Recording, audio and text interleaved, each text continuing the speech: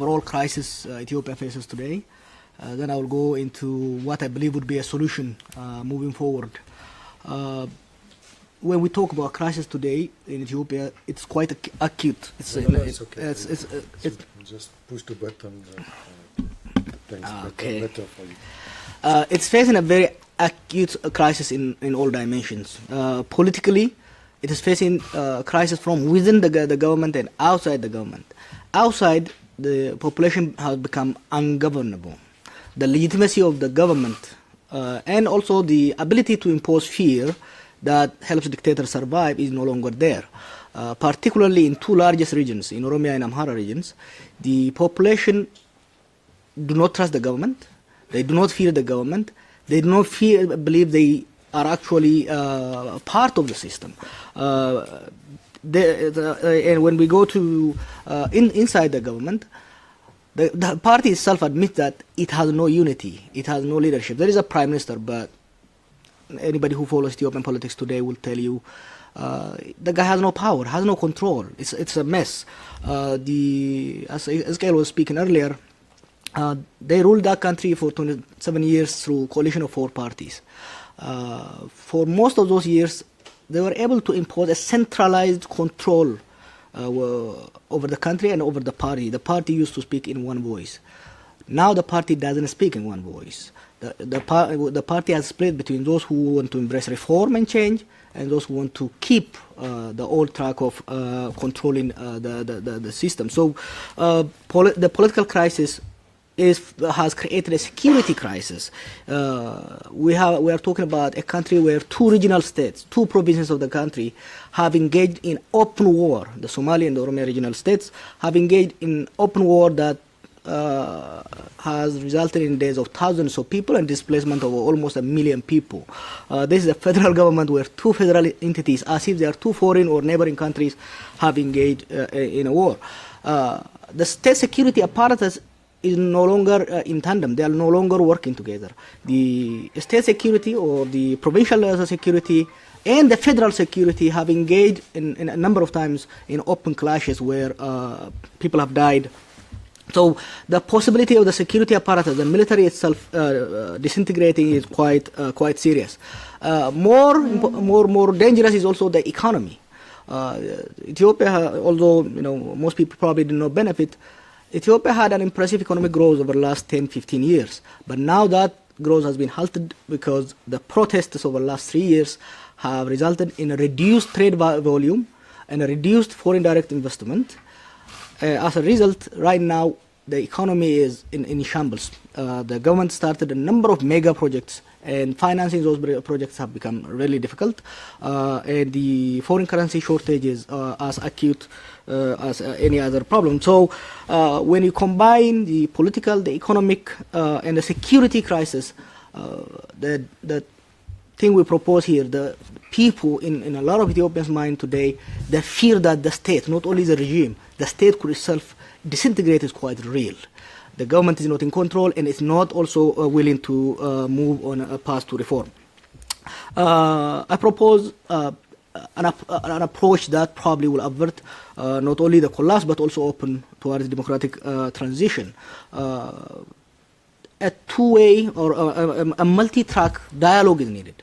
The first is internal dialogue, the second is external. Internal within the ruling party, within the existing regime, external with the opposition.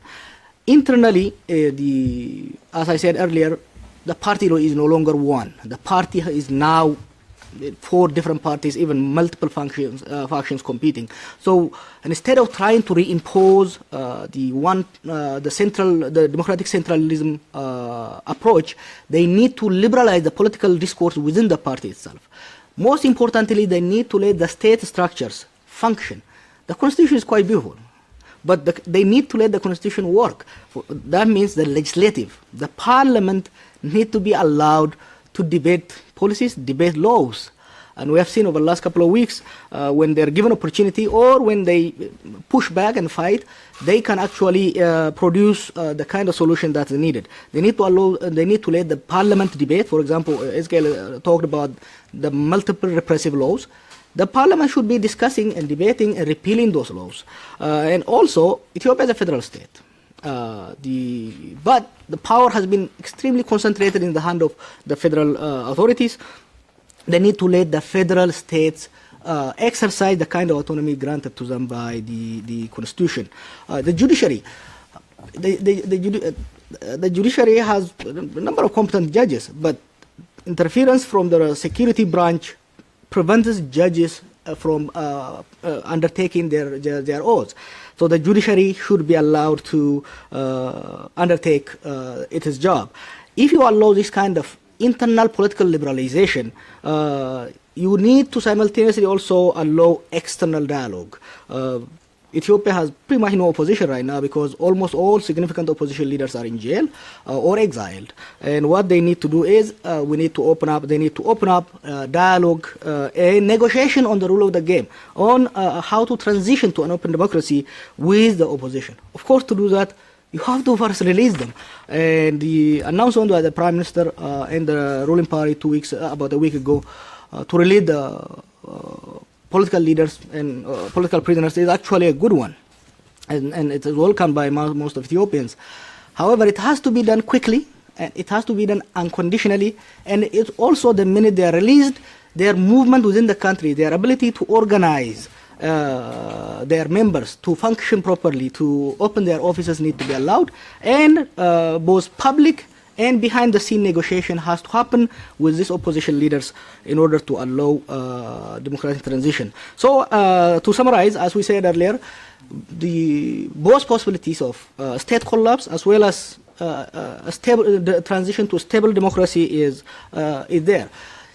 State collapse will happen if the government is continue to resort to violence, resort to force to solve political crisis. Ezekiel earlier mentioned about this national security document. For first time, it admits that the country is facing serious crisis, and the problem is mostly a problem of politics. But their prescription is not political solution. They want to resolve a political crisis through military solution, and that approach does not work. Their argument is we need first to stabilize the country so that there will be a stable condition for negotiation and dialogue. But the more violence you use, the more violence you will invite. The prospect for democratic transition is quite brighter today than probably 2 years ago or 3 years ago for multiple reasons. The opposition or the protest or the resistance, those who seek change, have remained non-violent, which is quite interesting. For most, in Africa and in a number of developing countries, when a state resorted to violence, a response from the youth often is to resort to violence as well. What we have seen with Oromo protests and other protesters in Ethiopia is these young people who make up 70% of the population, who are unemployed and who are angry, have resisted the temptation to engage in violence. They have resisted the government's pressure to push them into the jungle, into picking up the gun. And instead, they have relied on a very sophisticated and a very promising non-violent resistance. And of course, as multiple studies show, a non-violent movement has a better chance of producing democracy than a violent or an armed struggle.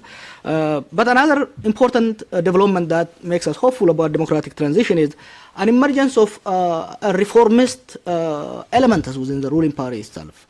A number of individuals and also factions have openly called for opening the political space for multiple voices.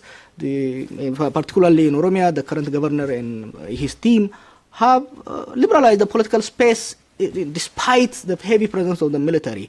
And having those kind of allies within the government will help those who seek democratic change to exert both external and internal pressure.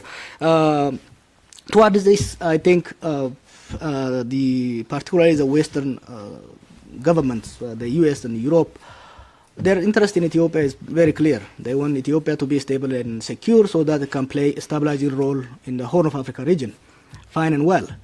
If that is the case, their choice is very simple. If they support forces that seek transition to an open democracy, a democratic Ethiopia will be a stable Ethiopia. A stable Ethiopia could be a stabilizing force in the region. But if they continue to pump money and support politically in other ways a regime that chooses to continuously securitize and militarize the politics in the country, the possibility of state collapse could be real, and the collapse of the state and the regime and an increasingly violent confrontation could not only destabilize Ethiopia but also destabilize the region. We are hopeful. We'll take questions now. Okay. Thank you very much for this introduction. I think it was quite interesting. Maybe before to give the floor to the audience, I have two small questions.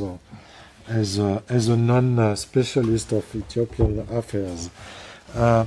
So first remark, since now, these last years, Ethiopia has a pretty good image here in the Western countries because some economic growth and some stability and so on. So as I can say, it's a false flag, it's a wrong image, you mean, or it was a real economic growth. How to reconcile this this image with the reality, or because here that's a little bit the impression we have, in the mainstream opinion in the Western European or maybe also in America. So what is your opinion about that? And second question. Is it a domestic problem or is it an imported problem? I don't know, with some ingerence or from other countries inside the Ethiopian politics, or not at all, because we can see in many countries some outside interference with inside politics. Is it the case or not at all? Second question.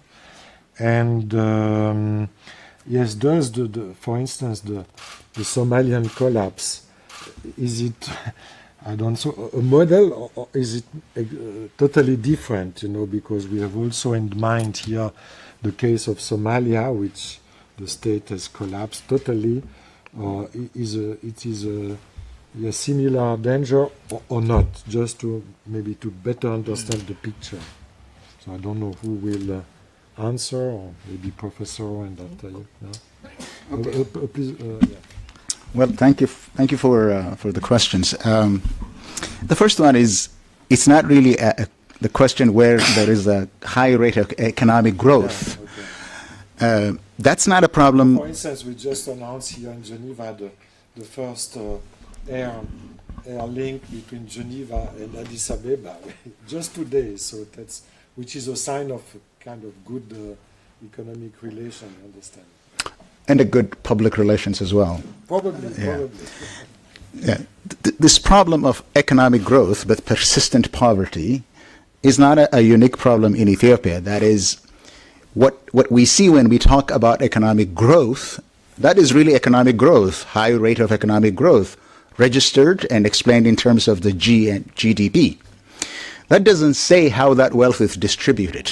And that's the point that I was making, that whatever progress that was made in Ethiopia is not widely shared, and people cannot feel it. And that's not really an Ethiopian problem. It is a problem a world over. So there is economic activity. There is economic activity in Ethiopia. There is, as a result of that economic activity, there is growth. Growth is registered. Now, I personally doubt that the rate of growth is 10% or 11%. It's probably in the neighborhood of 7%. But regardless, if people who dominate that economic activity is the party businesses, the military and politics, and the oligarchs, well, you can see why people still protest. In fact, when there is growth and people are not sharing in that, it actually heightens the possibilities of uprising. So that is the GDP growth. There are some also developments going on in Ethiopia. Not only economic growth, there is development. For instance, one example is universities.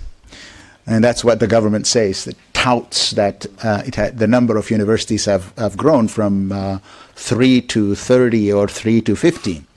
That may be true. That may be true. But as one eminent Ethiopian academic who had lived in the United States and worked in the United States and American universities, in fact, he's a winner of prestigious award named Gebissa Ejeta. He was told while visiting one of the universities in Ethiopia, he said, just because you have enrolled students and erected buildings, it doesn't mean that you have universities. I am a university professor, and I was educated in Ethiopia, so I can tell you that, and everybody agrees that the standard of education, the standard of graduates, is not the same. That just because you carry a degree, it doesn't mean that you are an educated person. That extends actually into the ruling party.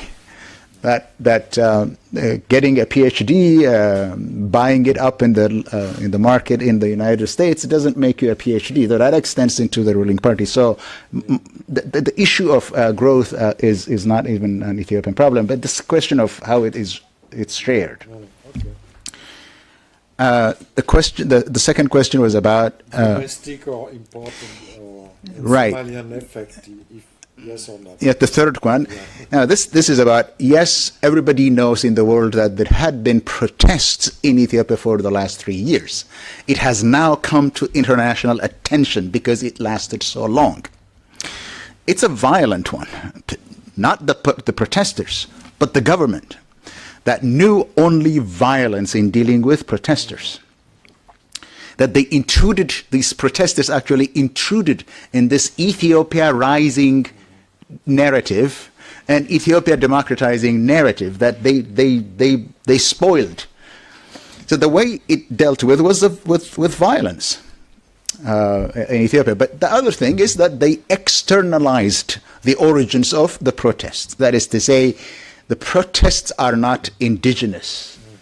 People in the country have no problem. They are very happy that there is economic growth, there is democracy.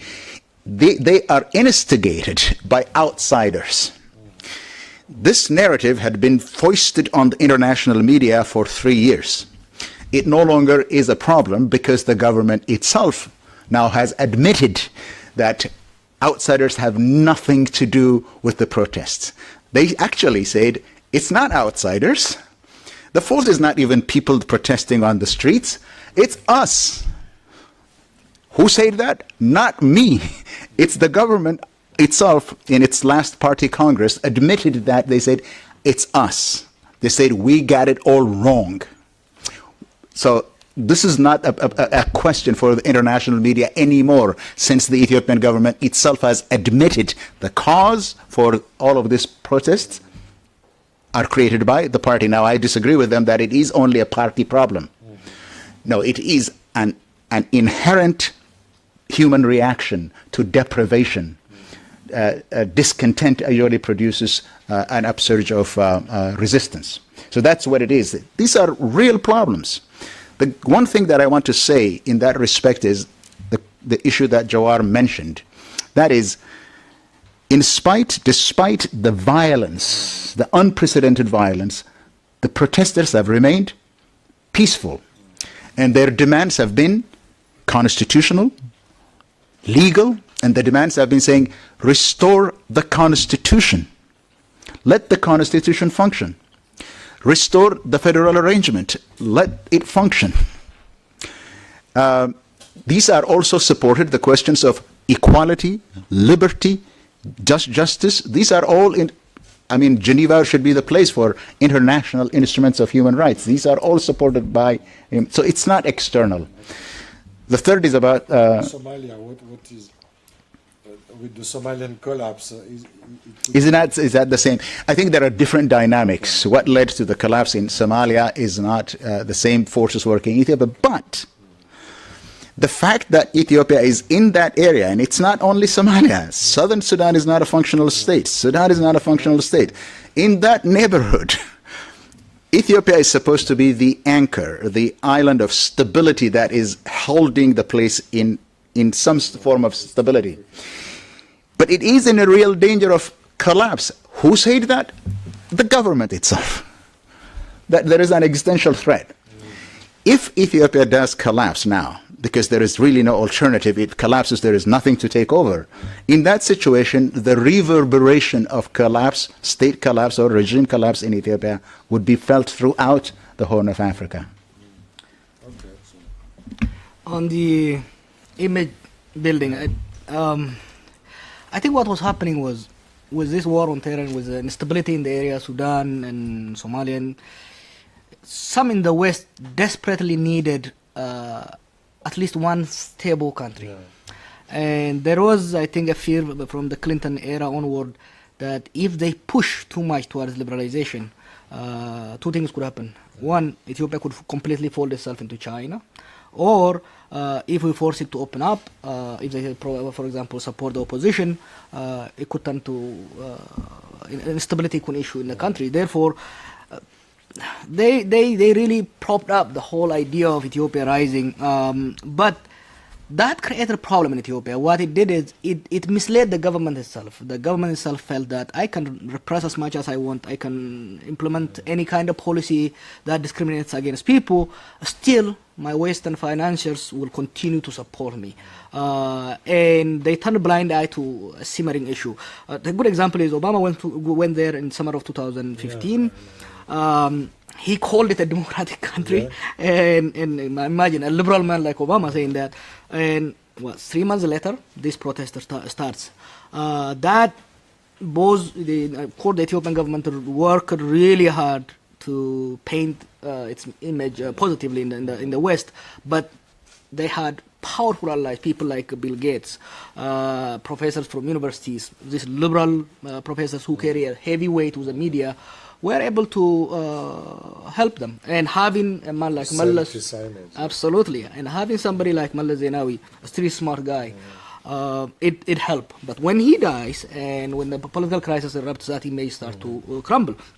Another problem, you mentioned about Ethiopian Airlines. Yes, it's one of the finest airlines in Africa, but it masks the reality inside. The airlines' management is filled by a single ethnic group, and people in the country who for a long time actually prided themselves with that airlines start to say, oh, this is no longer an Ethiopian Airlines, but an airlines of certain ethnic group. You know how it strives to start this. The other question you raised, is this domestic or external? There are times when the Ethiopian opposition received support from outside. That's in the 1980s. The movement right now is 100% non-violent. Therefore, it doesn't need anything from outside. They don't need guns, they don't need training, so they don't need anything from outside. These are young people, men, women, doctors, lawyers, who are doing their job and engaging in a number of non-violent protests that weaken the government. And for the first 3 years, the government was saying Eritrea, Egypt, and so on and so on. But now they admitted, in this security document, they said, you know what, the truth is, outside forces have nothing to do with it, and they are admitting. And as somebody who follows this movement closely, I can attest that the movement really doesn't have any support from outside, and it doesn't need that support because its cost is just quite low. The Somalia type, probably the Yugoslavia type. When you combine a federal state with authoritarian system, the federal entities, the blocks, kind of go separately. So right now, when with this conflict, for example, between Somali region and Oromia region, you see what could happen if the center actually collapses. If the center continue to lose legitimacy and lose grip over the country, and if it doesn't initiate transition and a dialogue, a reconciliation, that what happened in Yugoslavia after the days of Tito, or what happened in Soviet Union, is the kind of stuff that could happen in Ethiopia. Probably worse because the Soviet Union and Russia are surrounded by other countries. These are surrounded by countries that are already in trouble. So that is a likely one possibility, but that's not the only possibility in Ethiopia. There is also a possibility of Ethiopia actually moving towards a democratic federal state. If with the support of a non-violent movement that is refusing to engage in violence, with emergence of reformist elements within the government, if rapid measures are taken to open up the dialogue and open up the space, the possibility for democratic transition is also there. Okay, thanks for this precision. So I open the floor to, yes, please. some question. Here, you push the button, please. Just front of the... Okay, thank you. Thank you for organizing this panel. I hope you'll, the press club. I hope you'll continue with that track. And I thank also the panelists for their brilliant expose and much more focusing on real politics than history of Ethiopia, which is pegged on 100 years. And you've told us that the country is ruled by 4 ethnic parties. So, unlike Switzerland here, the states, the federal states, are also delineated on ethnic basis or linguistic basis. Now, in my view, this will hinder the movement of labor and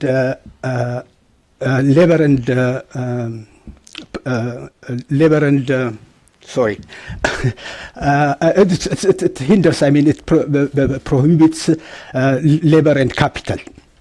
So we can see that the dominant party in Ethiopia taking a lion's share. For example, in Tigray region, we have a lot of industries where nobody is going there except themselves. I mean, working only Tigrayans in those industries. So this kind of ethnic killal system, ethnic killal system, is also a problem for economic progress. So, in my view, the real problem now in the country is where these parties are organized on ethnic lines. Unlike here in Switzerland, for example, parties are organized on ideology and interest basis, Socialist Party or Liberal, etc., etc. But in Ethiopia, it is a Tigray Party, Oromo Party, and Amara Party. This is the root cause, in my view, it's the root cause of, or the major problem of Ethiopia now. What's your take on that?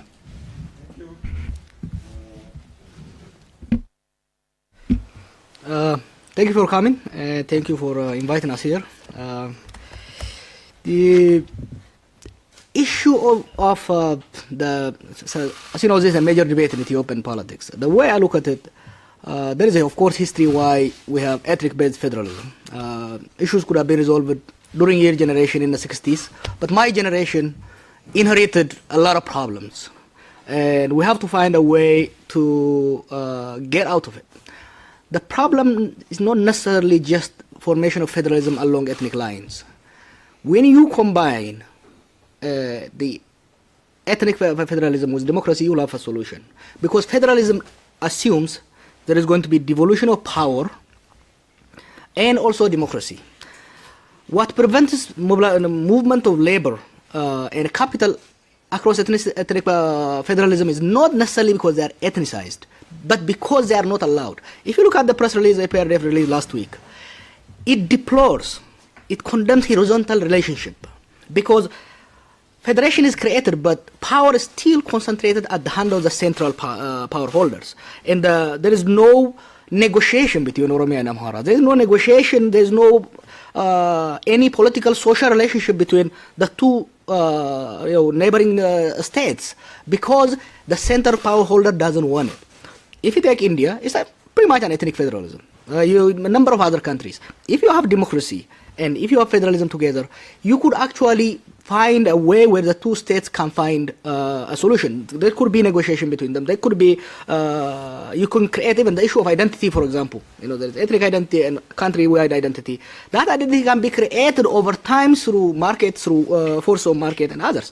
But what you have in Ethiopia and what led to disintegration of other ethnic federalism says, you put ethnic federalism and you denied democracy, you are sitting in time bomb. So in Ethiopia, what we have right now is is a situation where you have a federalism, but it's not allowed to function. Federalism is never allowed to function in Ethiopia. You have regional states, but power remain concentrated in the hand of the TPLF. But if you allow the parties, if you have democracy, and if you have democratic debate, we can have the kind of debate where me and you have it. But if we don't have it, people continue to grow apart. And that, I think, is the problem. And the solution is to democratize it and open the marketplace so that people can actually interact and find what is best for them, instead of one or two guys on top deciding. The issue that federalism is or ethnic federalism is the cause. I've heard it so many times, but let's keep in mind, you said that don't bother that much about history there, but it's the historical problem associated with the creation of the country of Ethiopia that, as I said, in the last 60 years, since to the date, today's 2018, right? 1968, the problem was articulated as the question of nationalities. Federalism is a response to an existing problem. Federalism did not create the problem. It was actually a middle ground choice. Ethiopia has a problem of nation building, as I said, and that is based because we are a multinational country. We speak different languages, different religions. And federalism was a middle ground response because on the one hand, because the state was facing this problem, on the one hand there is secessionism. That is, let's break it up. On the other hand, there is unitary state that says, forget about all of these problems, that it doesn't exist, simply denying that the problem doesn't exist and wishing it away. Federalism is a middle ground, sensible, rational solution that says we need to remain together rather than break down, but we cannot have a centralized unitary state. That was a problem. So it was a compromise. Federalism was a compromise solution. You only say that it is a problem if you really don't want to tackle the problem of nationalities. So it's not a problem. Second, the idea that federalism or ethnic federal units are not good for economic growth and flow of labor and capital, well, we have it now for 25 years, even longer. Even longer. That is, even under the Derg, there was some regional autonomy. So it hasn't happened. It hasn't happened. We don't have that problem. There is no problem of migration. There is no problem of flow of capital within the country. Humans are homo economicus. Where they find economic opportunities, they travel. The only problem in Ethiopia is that the Oromia region, is really where the resources are. And honestly speaking, Oromia is the microcosm of what Ethiopia should be, because all peoples from all backgrounds in Oromia live together, work together, and there is no problem of migration or movement of capital and human labor. The third, if this is a problem, if ethnic federalism is a problem, well, let's prioritize. We have a bigger problem right now, and then we will revisit. If it is a problem, we will revisit it in due course. Right now, what we need is a peaceful transition to a participatory democracy, a multi-ethnic, multilinguistic, multinational, ethnic, democratic constitutional state. If federalism is a problem, in due time we'll talk about it later on. Yeah. Yeah, thanks. Alors, André, et puis après monsieur. Appuyez sur le bouton. Alors, j'ai pas de bouton. Il faut venir devant, sinon on ne peut pas So enregistrer. maybe I'll just sit here. Okay. I'll sit next to you. And I push the button. We were talking about education, and you were saying that now there are maybe 30 universities. I understand that they are certainly not internationally recognized and so on. But the key question is, has the general level of education, has it increased in the last 20, 30 years, or has it stayed as it was before? So has it been an improvement or not? The second question is basically, you talked about it, talking about federalism, but is the government avoiding to pass to a more democratic or federal state because it perceives that there is a risk of dismantling the country if you do that? So that's basically the two questions I have. With regard to education, I think the number of graduates from universities has increased, and that's what you're a higher education rather than education in general. We talked about higher education, university level education. The number of graduates has increased not just because there are state-owned universities whose number has increased, but there are also private universities. So in direct answer to your question, the number of degree holders, certificate holders has grown. The problem is almost 150,000 graduates in the Oromia region, after obtaining a master's degree, don't have jobs. What happens is that they get their degree, and then they go back to their villages to as the Prime Minister told them, mine gold in a very traditional way. I have seen myself a DVM, a Doctor of Veterinary Medicine, who is working in a bar. There is no jobs. That's the thing, that there is no connection between graduation and success. Second thing is it's the quality of education. If a university doesn't have university professors, doesn't have books, doesn't have laboratories, why do you need them? Then the reason that the government needs them is it's to meet targets. This is a developmental state. They plan and they say we need to meet those targets. So counting the number of graduates is a goal. The developmental state says we have increased the number of graduates. The quality, or whether they get jobs after education, doesn't matter. But in Ethiopia, those of you who are from Ethiopia know that education is the avenue for upward mobility, for success in life. It doesn't translate that way. And we have seen in Ethiopia protest over that question, that university students are saying, why are we even attending classes, since when we get out of here, there are no jobs? And there are other problems with that you have to have a party identity to get jobs and all that. And the private sector is really small. The second question you have to ask about is the government avoiding... Is the government avoiding federalism because there is a risk that the country will, disappear, or some region will make secession? I'll be brief on that one. Studies have shown that the government that is in power is, at the core of it, is the Tigrayan People's Liberation Front, which represent about 6% of the country's population. But they won a war with the help of others. They won a war against the military dictator in 1991. So when they came in, as I was saying earlier, because it was an era of democratization, they had to speak the language of democracy. But in fact, they were never committed to the idea of real democratization, because when you have arranged politics along ethnic lines, people would function as in terms of identity politics, that they would vote only for the people that speak their language.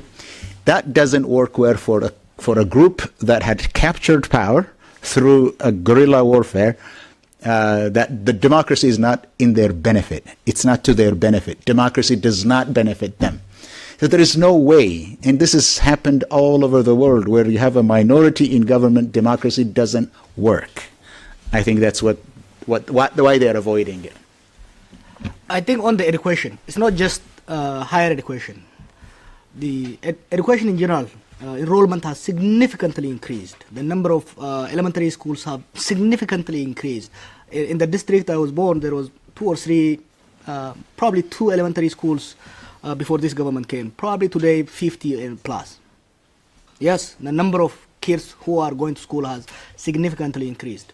The problem is the quality has deteriorated beyond imagination. There was a research done by USAID. It showed kids grade 3 and second grade and third grade, when they gave them math exam, only 10% of them could respond on average level. In reading as well, only 10% of them can pass the medium, the middle standard set internationally. Because they wanted to show to themselves and also to their outside backers that they are producing numbers. The reason, and when you go to tertiary education, so kids who are receiving really bad, one teacher teaches 100 students. So the number of the ratio of student to teacher is very, very low, very, very high. And one book is shared by many students. So that has led to deteriorating education quality. When they get to tertiary level, they push them through. So when they graduate with a degree, but not with the knowledge. You have a low degree graduate, who can't write me a letter saying, how are you, my brother? In his own native language. Not in English, not in French, not in any other, not in a second language. They can't. They are not competent. They introduced something called 70-30. 70% of students have to graduate from science, 30 from social sciences. So you have engineers and you have all kind of people. They come out on the market, they are not employable because they don't have the skills that they need. And I think, earlier he was asking me about this image. So the numbers they pump into World Bank and IMF and the Americans and the Europeans, they are beautiful. But the real, you have somebody who graduates as with a veterinary degree, but he can't take care of the dog. That's the problem you have. Okay. Thanks. Oui, monsieur, puis après, Thanks to the organizers and the panelists for your presentation and analysis and some of the proposals you've made, which I agree with. My question, especially, you've talked a lot about the need for a national dialogue, both within the party and also with the opposition. And you know that even the ruling party, the EPRDF, is a coalition of only 4 major parties, and Ethiopia is a country of more than 80 ethnic groups. Myself, I'm from one of those ethnic groups in southwest part of the country called Gambela. And the 4 regions, EPRDF is a coalition of 4 major parties, but from Gambela there is a party, and Asosa, Afar, and Somali. Those regions are not even part of the EPRDF. And how do you have a dialogue, a national dialogue within the party when the party itself is actually discriminatory of other ethnic groups? It's not inclusive of all the ethnic groups of Ethiopia. So I think in that respect we might need to have a broader and all-inclusive discussions if we really need to have a democratic Ethiopia where every Ethiopian is treated equally. On the question of federalism, I think you've already said a lot on that, which I also agree with. I think the problem might not necessarily be the introduction of federalism as such, but even with its introduction, for the last 25 years, we know that there has not been a genuine implementation of the constitution itself. What the party produced as the constitution. Instead, we've seen a very centralized system of governance than the implementation of federal system. And last, on the issue of, again, related to dialogue, you've mentioned, Professor Ezekiel, about some of the major restrictive laws introduced over the last 10 years, the civil society law, the terrorism law, and in situations where there is no open civil society space, how would you, again, back to the issue of dialogue, how could you have a dialogue in a situation where there is actually no space at all, whether politically or among civil society? Thank you.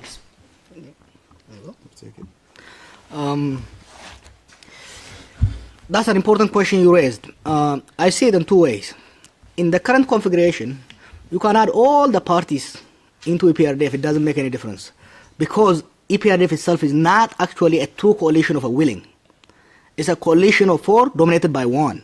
So if you add the Gambella party, the Somali party, Afar party, as long as the EPRDF is not a coalition of the willing that negotiates among itself and on a democratic basis, adding them is not going to change. So what's needed is actually democratize the whole coalition process, including the right to exit. Right now, OPDO has a totally different policy from TPLF, but it cannot air that position. It has to air what's decided by the TPLF. So adding the parties from other regions could probably create the nominal representation, but it doesn't make much of the change. But let that itself be discussed and debated. Right? Why is it locked? The ability to for parties to enter into this coalition and leave has to be respected. I mean, coalitions are created to govern, not to live forever. The other big problem I see is there is a confusion between what party is and what government is. There is supremacy of a party over a government. EPRDF, or I don't know what the ruling party in this country is, can initiate a policy as a ruling party. But those policies have to be put into law by the government, by the three branches of the government. The executive, the legislative, the judiciary has to function.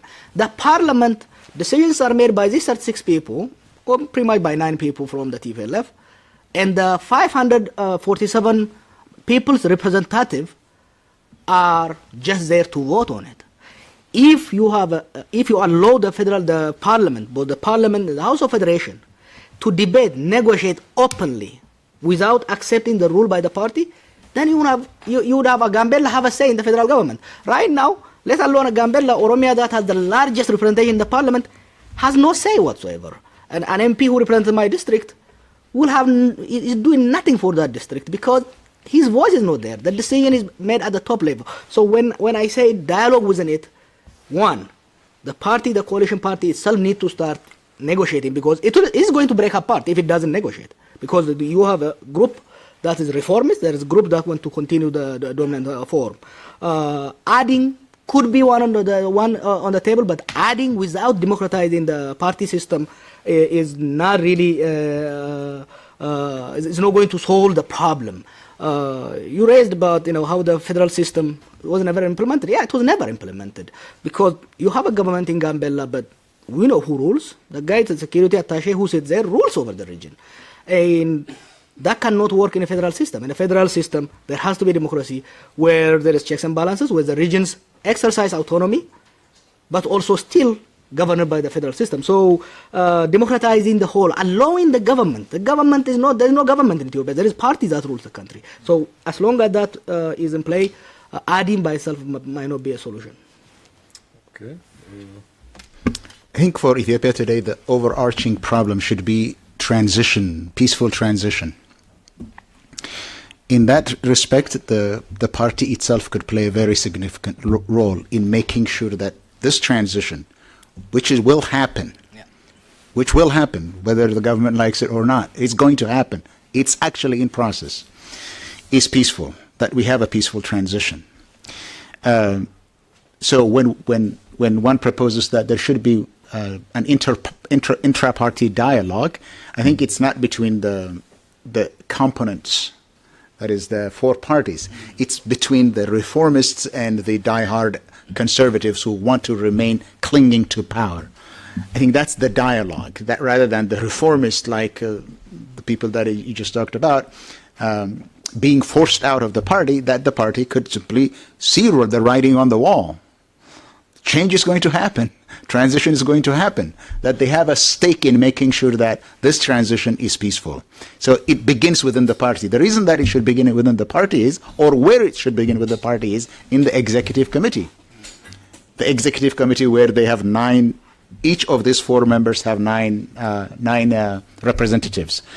It's internally undemocratic. And one of the surprising things about the announcement last year, the press release, is to say the party admitted that it's internally undemocratic, and said that undemocratic nature had spilled over into the entire society and created a problem of democratic deficit. So it is good to begin where the problem originated. So in that sense, this reformists should be given more voice, should be given more representation within the party, and then the outside problem might also be affected by it. When you say something about the Gambela, by the way, when I used to go to Gambela, my father is from Dambidolo, I learned to say Dirijono. So, thank you. Markakis talks about the problem of marginalization on two levels. That is, the highland periphery is politically unintegrated. The lowland periphery is not only politically unintegrated, that is, they don't take part politically, they are also economically and culturally unintegrated. So there are two levels there. So I hear you when you say that how can the Amara and the Oromo could speak, the highland periphery could be about marginalization, but if they are not represented, what difference does it make if you have a dialogue of the unrepresented? In that sense, one of the things that we just say is that instead of the dialogue being restricted to the party itself, let it go to the parliament where there are people's representative. Is it acceptable to anyone in the world that the parliament, which is supposed to be the house of people representative, has not talked about the protest in public for the last 3 years? That the parliament did not talk about the protests. And the party doesn't know the difference. You know, the party itself doesn't know when it has violated that separation between party and government. It's not the role of the party to release prisoners, is it? The party doesn't have prisons. The party doesn't have its private political prisoners. It's the government. But who actually announced the release of political prisoners? Is it the government? It was the party. And the party doesn't know when it violates that separation between the formal structure of government and the ruling party. And that's a problem. So that's the reason that the issue should not be, the debate or the dialogue should not be restricted to within the party. It should go into the realm of formal government structures where people's representatives are debating intractable issues of the country in view of the people of the country itself. Not in this closed doors debate within the party, but in public. So the country's representatives must debate it, not the party itself. That's my idea. Thank you. Thank you. Maybe last questions from... yeah. So I'll make this too. My name is Adam Koniszewski from the Geneva Center for Security Policy, and I thank you very much for your contribution to helping us understand what is really happening in Ethiopia. I think what Guy said earlier, we always get this very rosy image of what's happening in terms of economic growth and this almost miracle that is happening in Ethiopia, and I think many people had their doubts that this was not the only story. So my two questions, and you can treat them separately or together. You mentioned the role of powerful allies, Bill Gates. I'm not sure if you mentioned the Clinton Foundation. You mentioned Obama. Could you more precisely explain what you meant by this, and if you meant that this was an intentional, with the intentional objective of maintaining a certain stability in the country for the welfare of the Ethiopian people, or if it's to maintain the stability of the regime. I'm not clear on what you meant. And the second question is, since you're here in Geneva, what is your expectation from the international community, which I think Geneva represents very well? Thank you. The issue of this powerful allies, of course, the Clinton Foundation, Bill Gates, professors, people like Joseph Stiglitz and others, played very, very important role in creating this false image of stable and prosperous Ethiopia. But let's separate it into two: at government level and at non-governmental level, be it as private citizens or as organizations. For the government, for the American government, and for the British government, their interest over Ethiopia is very simple: a security interest, and whether it's democratic or not is secondary.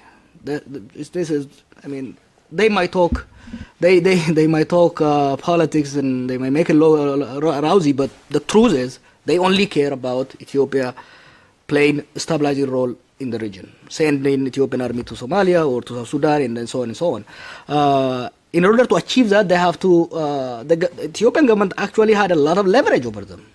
If they push them towards democracy, they say, you know what, I'm pulling out my soldiers from South Sudan, I'm pulling out from Somalia. So they have to turn blind eye not to compromise their key interest, security, as a government level. But more than the government, really, in terms of image building, the Stiglitz, the Clintons, the Jeffrey Sachs, they played big role. Why? They have a theory about how a developmental state, how they can replicate the success of the tigers, Asian tigers, in Africa. And they wanted to see having somebody who actually understands, spoke their language of developmentalism, people like Mallas. They desperately wanted to see a model in Africa. And they pushed, and they felt that the push from this liberal democratizing force jeopardizes the economic growth. And that's why they, I don't think anybody promoted Mallas more than Bill Gates and the Stiglitz. They really promoted. Bill Gates, yeah, he is doing a lot of humanitarian work in Ethiopia. He openly calls Ethiopia China of Africa. He wanted to believe on his wishes. I don't think it was a negative intent. I think it was a positive intent. He desperately wanted to see success so that his projects can succeed and he can showcase that outside. Overall, the two forces working together actually harmed. Because if you don't solve your political problem, you can have the fastest economic growth, you still will have a problem. Let's take Cote d'Ivoire, right? In the 80s, it was one of the fastest economy, and the Prime Minister of Malaysia wanted his country to be like that, because that country for 30 years, it was growing, above 7%. It was doubling every 10 years. It was so beautiful. But the internal political contradiction was not solved. The ethnic tension exploded. And that country right now is one of the poorest in Africa. So you could have an Ethiopia that grows at multiple digits. But if it doesn't solve the contradiction, particularly if the fruits of that development, that economic growth, are not dispersed equally, if there is a sense of being discriminated against, if the system favors certain ethnic groups over the rest, sooner or later it is going to explode. When it explodes, it destroys all those gains. So it is very important to push that. What do you expect from international community? I'm a little bit pessimistic. I believe in spending 90% of my resources on the people on the ground, 10% on diplomacy. I think right now there is an opportunity. The rise of this powerful nonviolent movement that turn away from violence, the innovative way of weakening the government without resorting into civil war, is an opportunity that will lead to a result that's good for Ethiopians and good for international community. Good for Ethiopians because it will lead to stability and democracy, it will bring in freedom. As a good for international community, meaning America, that a stable democratic Ethiopia is a guarantor of peace and security in the region. So for that reason, they need to support the reformists within the government, and they have to make it clear to the government that any attempt to crack down on reformists will not be accepted. They have to side, even if they don't go on a record and openly support the protest. They need to strengthen the reformists. They need to pressure the hardliners, because the Ethiopian security is an ally of the Western, and pressuring the generals, pressuring the chief of securities will empower reformists within the system as well as those who seek from outside. Thanks. I think by powerful allies, it's really basically the government of the United States. All of these are important because it's a powerful military, but it also has influence, diplomatic influence everywhere. That its influence is felt by Canada, by England, everywhere. The overriding presence, the reason for United States being an ally of the United States is to fight what they call the war against terror. I think the United States would be best served if it has a stable country within Ethiopia, because democracies fight less. Look, there was as I was saying, there are 3 years of protest through a state of emergency. No one said anything about it. Maybe the New York Times and other outlets have started to recognize because of the longevity of the protests. But when students started protesting in Iran, the United States was ready to jump on it and highlight that there are protesters in Iran. So that we have known. So we're pessimistic that they would help. We don't need their help. What we need is actually their hands off. Just stay hands off. Stay out of it. For your own sake. For your own sake. What you want is a reliable partner, right? A reliable partner is not an authoritarian dictatorship. A reliable partner is people who share your values in equality, liberty, in human dignity, and human rights. That's what we're trying to, the people of Ethiopia want. And in that case, you would find a more reliable ally in Ethiopia than the dictator that would it is in its last days, in my own judgment. In the expectation.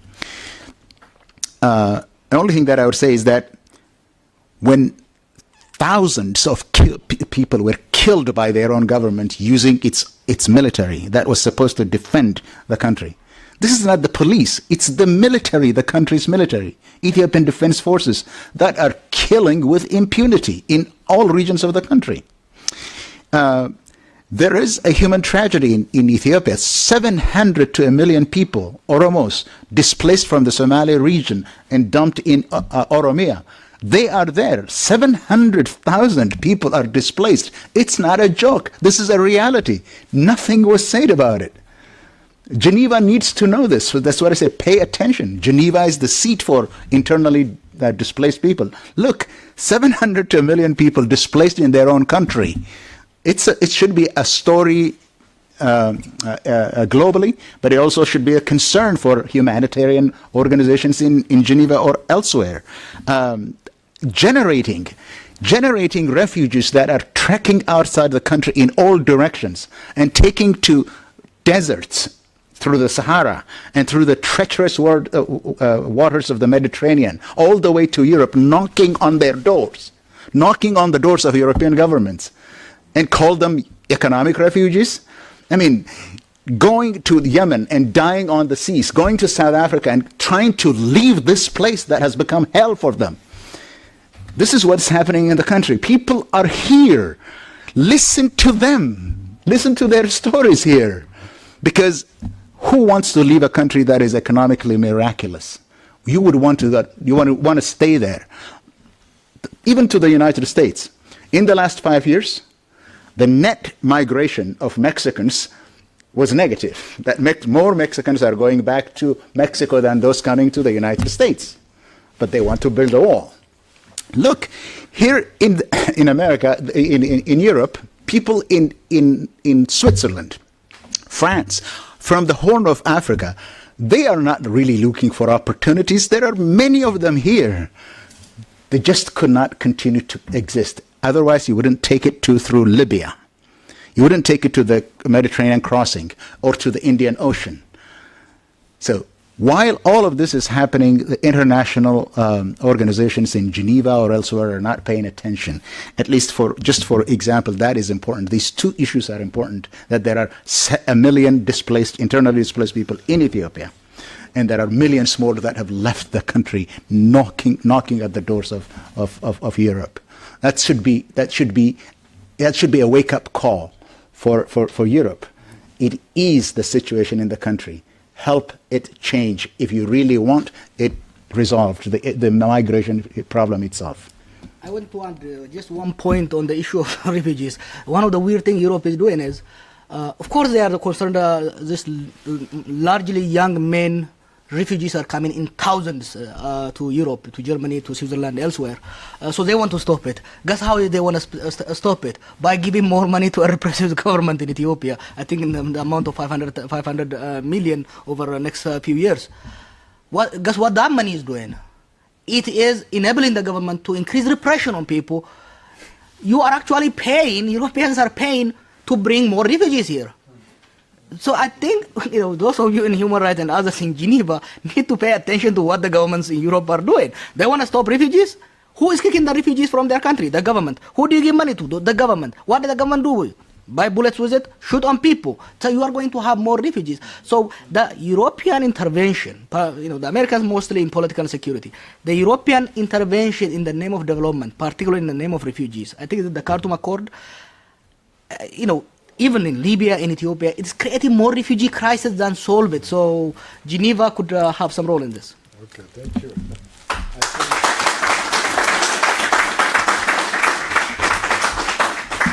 Thank you very much for your speech, for your presentation, your answers. I think we have a lot of views on internet, 5,000, so it's quite a lot. So yeah, good conference. So.